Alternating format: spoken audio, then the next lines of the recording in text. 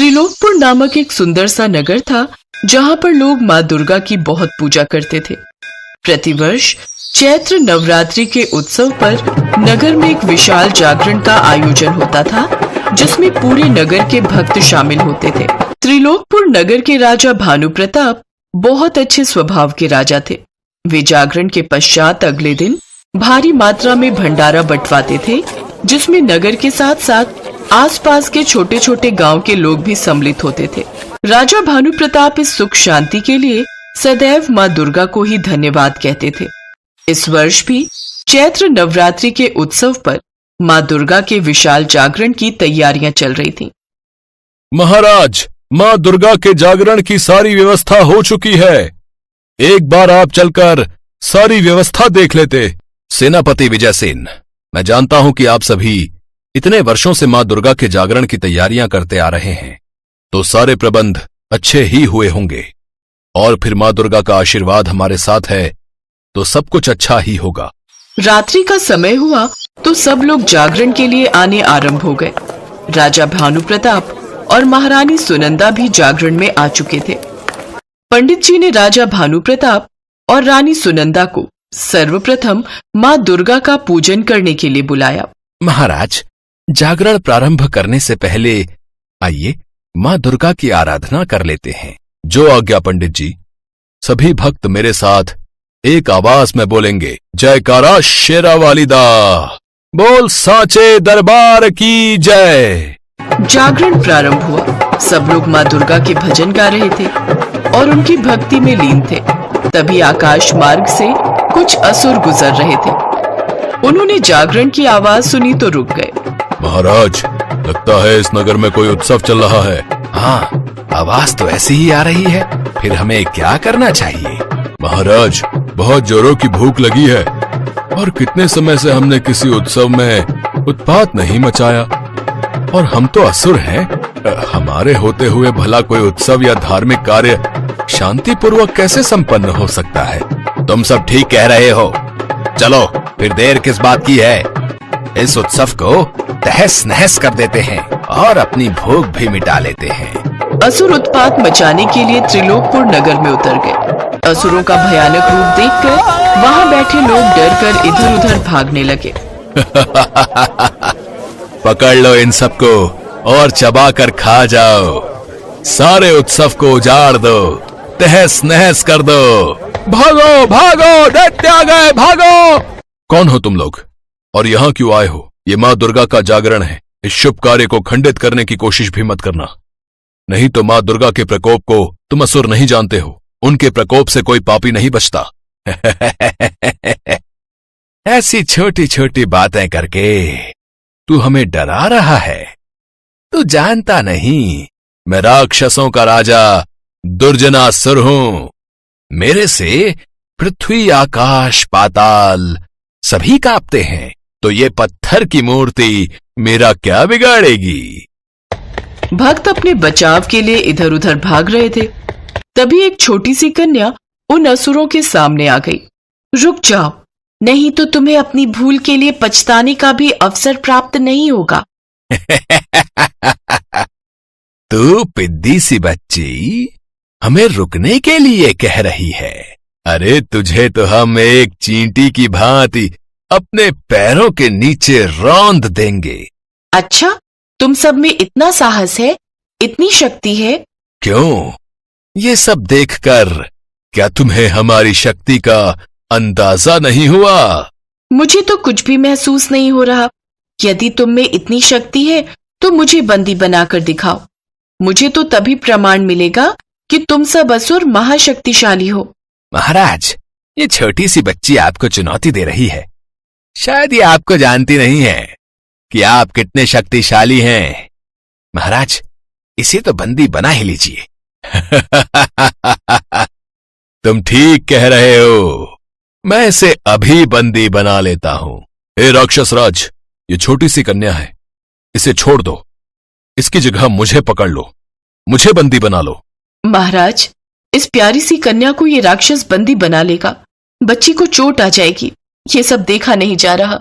माँ दुर्गा, हमारी मदद करो। असुर जोर जोर से हंसने लगे। दुर्जनासुर अपने हाथों को खोलता है और उसके हाथों में से एक रस्सी उत्पन्न होती है। रस्सी उस कन्या को बांधनी शुरू होती है, पर ये क्या, जैसे जैसे रस्सी उस कन्या को बांधती वैसे वैसे रस्सी गायब होती रहती। वो कन्या मुस्कुराने लगी। कन्या घूमती जाती और रस्सी गायब होती जाती। सब आश्चर्यचकित थे। दुर्जनासुर और बाकी सभी असुर भी हैरान रह गए। रस्सी बंधने के पश्चात गायब हो रही थी। अरे, तुम तो मुझे बांध ही नहीं पा रहे हो, तुम्हारी रस्सी कहाँ है? कौन हो तुम? कौन हो? जरूर तुम कोई मायावी कन्या हो। आज तो मैं तुम्हें बंदी बना कर ही रहूंगा। दुर्जनासुर क्रोध से बौखला गया। वो उस कन्या को पकड़ने के लिए दौड़ा। इस कन्या को पकड़ लो और बंदी बना लो। तुम मुझे बंदी नहीं बना सकते दुर्जनासुर। राजा भानु प्रताप रानी सुनंदा समझ गए थे कि साक्षात माँ दुर्गा उन असुरों का संहार करने के लिए प्रकट हुई हैं। कन्या आगे आगे दौड़ रही थी और असुर उस कन्या के पीछे पीछे दौड़ रहे थे। असुर थककर हार गए, परंतु वे उस कन्या को बंदी नहीं बना सके। अंत में दुर्जनासुर को क्रोध आ गया। उस कन्या पर अपने मायावी अस्त्रों शस्त्रों से प्रहार करने लगा। ये देखकर माँ दुर्गा अपने साक्षात रूप में आ जाती हैं और दुर्जनासुर के साथ साथ सभी असुरों का संहार कर देती हैं। राजा भानु प्रताप, रानी सुनंदा और त्रिलोकपुर के सभी नगरवासी माँ दुर्गा की जय जयकार करते हैं। माँ दुर्गा सभी भक्तों को आशीर्वाद देकर अंतर ध्यान हो जाती हैं। उसके पश्चात राजा भानु प्रताप और रानी सुनंदा सब भक्तों के साथ मिलकर सुखपूर्वक जागरण को संपन्न करते हैं। माँ दुर्गा के आशीर्वाद से उस दिन के बाद त्रिलोकपुर नगर में कभी भी कोई संकट नहीं आया।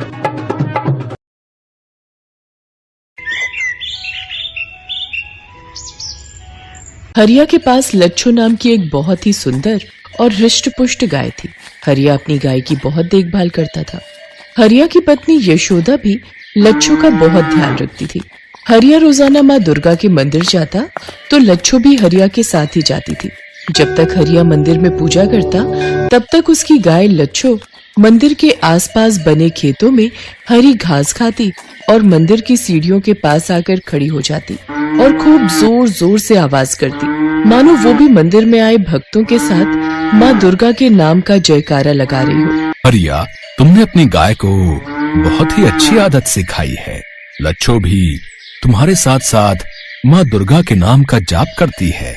हरी हरी घास खाकर कितनी खुश हो रही है। वैसे इसे संपूर्ण आहार देते रहा करो, क्योंकि एक गर्भवती गाय को पौष्टिक आहार की बहुत आवश्यकता होती है। जी पंडित जी, अपनी तरफ से तो मैं इसका पूरा ख्याल रखता हूँ। बाकी माँ दुर्गा की कृपा से बस बछड़ा बिना परेशानी के ठीक से हो जाए, अब यही कामना करता हूँ। चिंता मत करो हरिया, माँ दुर्गा की कृपा से सब कुछ ठीक होगा। जय माता दी। जय माता की पंडित जी। हरिया की गाय जब से गर्भवती हुई थी तब से हरिया उसका पूरा ख्याल रखता था। उसे आसपास घुमाना फिराना, अच्छा पौष्टिक आहार देना, समय समय पर उसे पशु चिकित्सक को दिखाना, वो सब काम अच्छे से कर रहा था। एक दिन हरिया लच्छो को लेकर घर लौट रहा था। रास्ते में उसे दो अनजान आदमी मिले। उनमें से एक ने हरिया से कहा, राम राम भाई, बता सकते हो यहाँ पशु बाजार कहाँ है? हमें अपने लिए एक गाय खरीदनी है। गांव के किनारे एक सड़क जा रही है, वहीं पर पशु बाजार लगता है। तुम किसी से भी पूछोगे तो वो रास्ता बता देगा। अच्छा, तो तुम भी गाय खरीद कर आ रहे हो? ये गाय गर्भवती दिखाई देती है, बड़ी हृष्ट पुष्ट गाय है। कितने की खरीदी? नहीं नहीं, मैंने इसे खरीदा नहीं है, ये बचपन से ही मेरे साथ रहती है। अच्छा, मैं चलता हूँ। मैं बेचोगे अपनी गाय? अच्छे दाम देंगे। अनजान लोगों की बात सुनकर हरिया गुस्से में आ जाता है। अरे तुम तो पीछे ही पड़ गए हो। मैंने पशु बाजार का रास्ता बता दिया ना, फिर क्यों फालतू की बातें कर रहे हो? जाओ भाई, अपने रास्ते जाओ। सोच लो, ऐसा मौका फिर हाथ नहीं आएगा। रातों रात अमीर बन जाओगे। हम बहुत अच्छे दामों में तुम्हारी गाय शहर में बिकवा देंगे। हरिया के साथ लच्छो भी थी, इसलिए वो उन दोनों आदमियों से उलझना नहीं चाहता था। इसलिए वो चुपचाप घर चला गया। अगले दिन हरिया लच्छो को लेकर दुर्गा मंदिर पहुंचा और पूजा करने लगा। हरिया ने रोजाना की तरह लच्छो को मंदिर के सामने खेतों में घास चरने के लिए छोड़ दिया। लच्छो घास खाकर थोड़ी देर में ही वापस लौट आती थी, पर बहुत देर तक वो वापस नहीं लौटी तो हरिया घबरा गया। पंडित जी, आपने लच्छो को कहीं देखा? वो रोजाना मंदिर की सीढ़ियों के पास आकर खड़ी हो जाती है। मैंने आसपास के खेतों में ढूंढ लिया, वो कहीं भी दिखाई नहीं दे रही। नहीं हरिया, मैंने तो तुम्हारी गाय को नहीं देखा। मैं तो हवन के लिए किसी के घर गया हुआ था, अभी लौटा हूँ। हरिया की आंखों में आंसू आ जाते हैं और वो माँ दुर्गा के सामने रोने लगता है। यशोदा को भी ये बात पता चलती है तो वो भी दौड़ी दौड़ी मंदिर आती है। दोनों मिलकर पूरे गांव में अपनी गाय को ढूंढते हैं पर लच्छो का कुछ पता नहीं चलता। सुनो जी, घर चलो, रात होने को आई है, हम कल चलकर पुलिस में खबर कर देंगे। यशोदा, हमारी लच्छो न जाने किस हाल में होगी। हरिया ने पूरी कोशिश कर ली, पुलिस में रिपोर्ट भी लिखवा दी, पर पुलिस भी लच्छो को ढूंढ नहीं पा रही थी। लच्छो को चोरी हुए 3 दिन बीत चुके थे। यशोदा ने देखा हरिया घर पर नहीं है। वो घबरा गई और दौड़ी हुई माँ के मंदिर में गई। उसने देखा हरिया माँ दुर्गा की मूर्ति के सामने सिर पटक पटक कर रो रहा है। हे माँ, मेरी लच्छो को वापस भेज दो, पता नहीं उसे कौन ले गया। मेरी प्रार्थना सुनो माँ, मैंने अपनी लच्छो को अपनी बच्ची की तरह पाला है, अगर उसके साथ कुछ गलत हो गया तो मैं जी नहीं पाऊंगा। माँ, मेरी प्रार्थना सुनो माँ। सुनो जी, अपने आप को संभालो ना, पुलिस चोरों की तलाश कर रही है। आपको देवी मैया पर विश्वास है ना? हाँ यशोदा, देवी माँ का ही तो सहारा है, उन्हीं पर मुझे विश्वास है। वो मेरी लच्छो को कुछ नहीं होने देंगी, वो उसकी रक्षा करेंगी। माँ दुर्गा ने देखा कि उनका भक्त अपनी गाय से कितना प्रेम करता है। एक जानवर के प्रति इतना प्रेम और दयालुता देखकर करुणामयी माँ दुर्गा ने अपनी शक्ति दिखाई और वो लच्छो के सामने प्रकट हुई। माँ दुर्गा ने अपना हाथ उठाया और लच्छो को अद्भुत शक्ति प्रदान की और अंतर ध्यान हो गई। लच्छो जंजीरों से बंधी हुई थी। माँ दुर्गा से प्राप्त शक्ति के कारण लच्छो ने जंजीरों को तोड़ दिया। लच्छो को उन्हीं 2 अनजान आदमियों ने चोरी किया था जो हरिया से उसे बेचने के लिए कह रहे थे।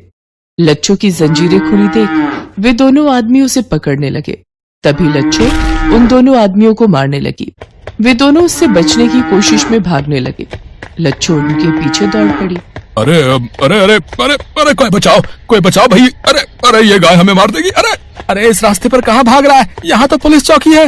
अरे अरे अरे कोई बात नहीं, पुलिस के हवाले होकर कुछ समय जेल में बिता लेंगे भैया, और कम से कम इस गाय के हाथों मरने से तो बच जाएंगे। अरे अरे चल चल चल, पुलिस चौकी में जल्दी चल, वो गाय हमारे पीछे आ रही है, चल चल। दोनों आदमी घबराए हुए पुलिस चौकी में घुस जाते हैं। इंस्पेक्टर साहब, हमें बचा लो, वो गाय हमें मार देगी। अरे कौन सी गाय, मुझे पूरी बात बताओ। दोनों आदमी डरकर इंस्पेक्टर को सच्चाई उगल देते हैं।